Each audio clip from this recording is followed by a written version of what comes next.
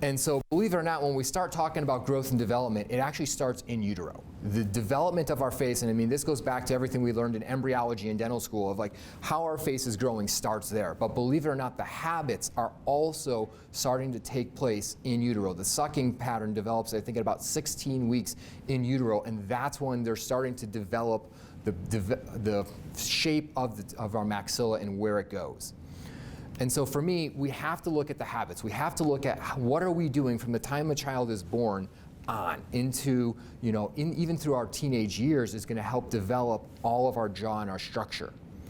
And so, the first thing we always start looking at is how does breastfeeding happen? One of the things I've learned way more about than I ever thought I needed to do was nursing. While a child is nursing, the nipple is going to go into the roof of the mouth, and it's going to flatten out and help shape the palate. And if the tongue can get to the roof of the mouth with the nipple, it's going to shape it and allow it to go into the proper pattern.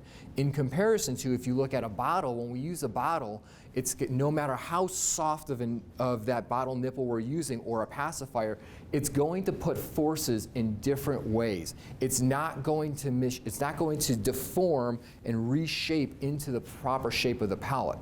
And so this is why how many of us have seen kids or adults who come in having those very high narrow vaulted palates. They've been either thumb sucking or on a bottle for years and years and years, and it really changes how they're doing it.